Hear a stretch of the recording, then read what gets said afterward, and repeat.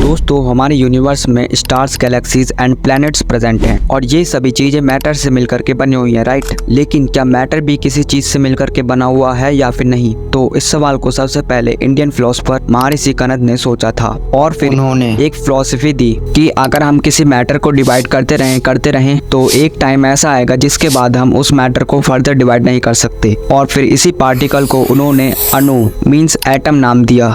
लेकिन फिर 18th century में डिफरेंट साइंटिस्ट जैसे कि J Thomson and Ernest Rutherford ने कुछ ऐसे एक्सपेरिमेंट किए जिनसे वे ये प्रूव कर सकते थे कि एटम को भी डिवाइड किया जा सकता है। खैर अभी हम यहाँ पर उन एक्सपेरिमेंट के बारे में बात नहीं करने वाले हैं। और फिर उन एक्सपेरिमेंट के बेसिस पर उन्होंने बोला कि एटम भी 3 सब एटॉमिक पार्टिकल से मिलकर के बना हुआ होता है, that is electron, proton and neutron. और इनमें से इलेक्ट्रॉन नेगेटिवली चार्ज पार्टिकल होता है, proton positively charge particle and neutron is neutral means उसके पास कोई भी चार्ज नहीं होता। तो अब इन पार्टिकल्स के डिस्कवर होने के बाद ये तो क्लियर था कि साइंटिस्ट के पास फिजिक्स में अब 2 चीजें आ चुकी हैं, जिनमें से फर्स्ट है मैक्रोस्कोपिक ऑब्जेक्ट्स मींस ऐसे ऑब्जेक्ट्स जिन्हें हम बिना किसी माइक्रोस्कोप के देख सकते हैं, जैसे कि बोतल, पेंसिल, फोन etc। और वहीं दूसरे टाइप के थे माइक्रोस्कोपिक ऑब्जेक्ट्स मींस ऐसे ऑब्जेक्ट्स जिन्हें हम बिना माइक्रोस्कोप मींस हाईली माइक्रोस्कोप्स के बिना नहीं देख सकते, जैसे कि atoms, electron, proton and neutrons. अब मैक्रोस्कोपिक ऑब्जेक्ट्स को स्टडी करने के लिए साइंटिस्ट के पास पहले से ही एक फिजिक्स थी जिसे हम क्लासिकल फिजिक्स के नाम से भी जानते हैं। और जब क्लासिकल फिजिक्स के रूल्स को ही माइक्रोस्कोपिक ऑब्जेक्ट्स पर भी लगाया गया तो वहाँ पर क्लासिकल फिजिक्स माइक्रोस्कोपिक ऑब्जेक्ट्स जैसे कि इलेक्ट्रॉन, प्रोटॉन एंड न्यूट्रॉन के बिहेवियर को प्रॉपर्ली शो नहीं कर पा रही थी। तो वहाँ पर क्लासिकल फिजिक्स पूरी तरह फेल हो गई थी। तो क्लासिकल फिजिक्स के रूल्स माइक्रोस्कोपिक ऑब्जेक्ट्स पर वैलिड नहीं हो रहे थे। जैसे कि क्लासिकल फिजिक्स में एक पार्टिकुलर ऑब्जेक्ट फिक्स टाइम में एक फिक्स्ड पोजीशन पर ही रहता है, लेकिन वहीं माइक्रोस्कोपिक ऑब्जेक्ट्स जैसे कि इलेक्ट्रॉन की बात करें तो एक पार्टिकुलर टाइम पर इन पार्टिकल की पोजीशन को प्रोबेबिलिटीज में डिफाइन किया जाता है। मींस एक पार्टिकुलर टाइम पे या तो वो पार्टिकल ए पोजीशन पे हो सकता है या फिर बी पोजीशन पर।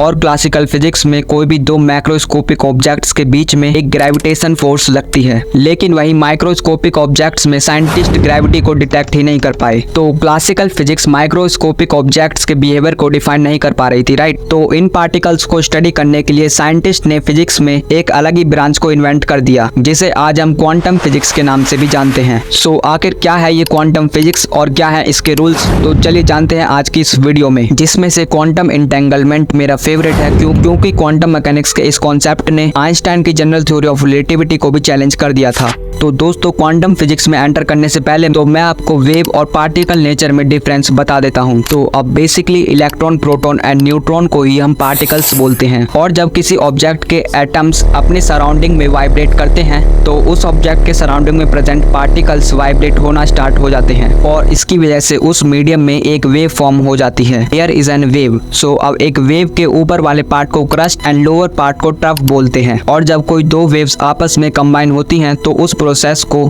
इंटरफेरेंस बोलते हैं।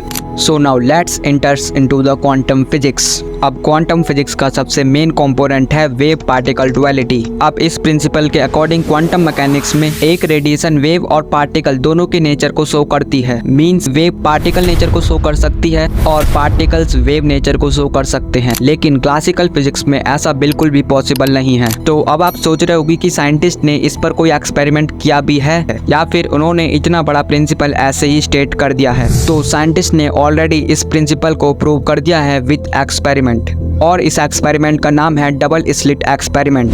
तो आइए मिलकर समझते हैं इस एक्सपेरिमेंट को। तो सबसे पहले इस एक्सपेरिमेंट में एक कार्डबोर्ड में 2 स्लिट कर लिए जाते हैं, मींस 2 छेद कर लिए जाते हैं, और उस कार्डबोर्ड सेट के पीछे एक स्क्रीन लगाई जाती है और उस स्क्रीन पर फ्लोरोसेंट मटेरियल की लेयर लगी रहती है। और हमें एक ऐसा सोर्स चाहिए जो इलेक्ट्रॉन को प्रोड्यूस कर सके। और अब इन तीनों कंपोनेंट्स को स्ट्रेट लाइन में अरेंज कर लेना है, जिसमें से डबल स्लिट को इन दोनों के बीच में प्लेस करना है। अब देखो, अगर इलेक्ट्रॉन पार्टिकल नेचर को शो करेगा तो फ्लोरोसेंट स्क्रीन पर हमें 2 डार्क लाइंस दिखेंगी, राइट। तो पार्टिकल नेचर में इलेक्ट्रॉन एक स्ट्रेट लाइन में ट्रेवल करेंगे, जिसके बाद वो स्लिट से निकलने के बाद फ्लोरोसेंट स्क्रीन पर 2 डार्क लाइंस फॉर्म कर देंगे। और अब देखो, अगर इलेक्ट्रॉन वेव नेचर को शो करेगा तो डबल स्लिट से एक सिंगल वेव पास होगी। तो डबल स्लिट से पास करने के बाद तो वो एक सिंगल वेव दो वेव्स में स्प्लिट हो जाएगी और फिर स्लिट से बाहर निकलने के बाद ये दोनों वेव्स आपस में मर्ज होना स्टार्ट हो जाएंगी, जिन्हें हम इंटरफेरेंस भी बोलते हैं। एंड दस स्क्रीन पर एक इंटरफेरेंस पैटर्न शो होगा जो ये शो करेगा कि इलेक्ट्रॉन्स वेव नेचर को शो करते हैं।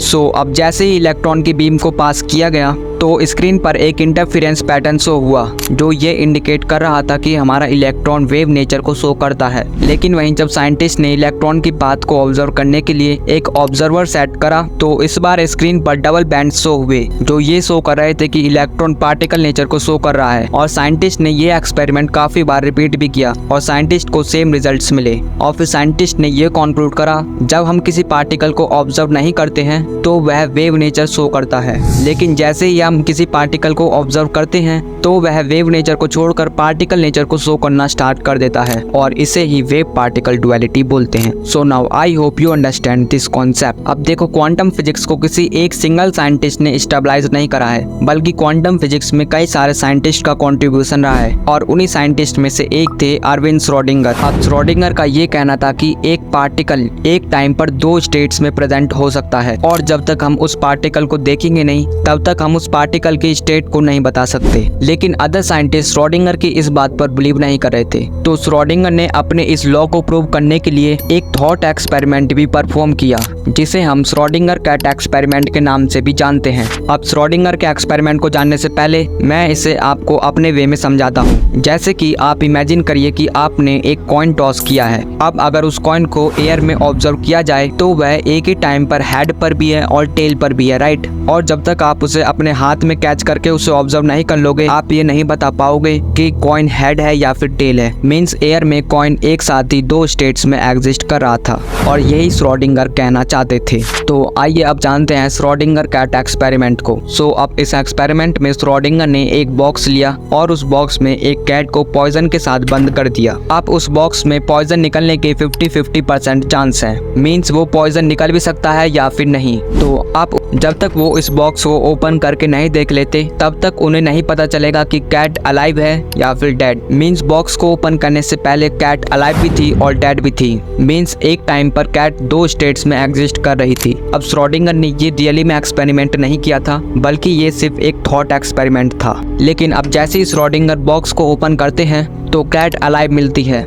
मींस डेड कैट की स्टेट कोलैप्स हो गई। तो अब सिंपल बोलें तो श्रोडिंगर के मुताबिक क्वांटम फिजिक्स में हमेशा प्रोबेबिलिटीज की बात होती है। तो ये तो था श्रोडिंगर का कंट्रीब्यूशन। और इसी के साथ एक और जर्मन फिजिसिस्ट थे वर्नर हाइजेनबर्ग, जिन्होंने क्वांटम फिजिक्स में हाइजेनबर्ग अनसर्टेनिटी प्रिंसिपल स्टेबलाइज किया। अब इस प्रिंसिपल के अकॉर्डिंग हम किसी भी पार्टिकल की एग्जैक्ट पोजीशन और उसके एग्जैक्ट मोमेंटम एक साथ डिटेक्ट नहीं कर सकते, क्योंकि देखो पार्टिकल जैसे कि इलेक्ट्रॉन हमेशा मूव करते रहते हैं, राइट। तो अगर हम ऐसे में एक पार्टिकुलर टाइम पर इलेक्ट्रॉन का मोमेंटम निकाल लेते हैं तो वही उसकी पोजीशन चेंज हो जाएगी क्योंकि वो मूव कर रहा है। तो ये तो था हाइजेनबर्ग अनसर्टेनिटी प्रिंसिपल के बारे में। अब इसके बाद आता है क्वांटम फिजिक्स का most important topic quantum entanglement. और इस टॉपिक ने आइंस्टाइन की जनरल थ्योरी ऑफ रिलेटिविटी को भी चैलेंज कर दिया था। अब ये प्रिंसिपल कहता है कि अगर कोई भी दो पार्टिकल्स आपस में इंटेंगल्ड हैं, मींस कनेक्टेड हैं, जिसमें से अगर एक पार्टिकल की प्रॉपर्टी को चेंज कर दिया जाए तो उसमें से दूसरे पार्टिकल की प्रॉपर्टी अपने आप चेंज हो जाएगी। या फिर हमारे पास कोई भी दो इंटेंगल्ड पार्टिकल्स हैं और अगर हमें किसी एक पार्टिकल की प्रॉपर्टी पता है तो हम दूसरे पार्टिकल की प्रॉपर्टी इजीली पता कर सकते हैं। तो अब देखो मैं इसे आपको एक सिंपल एग्जांपल से समझाता हूँ।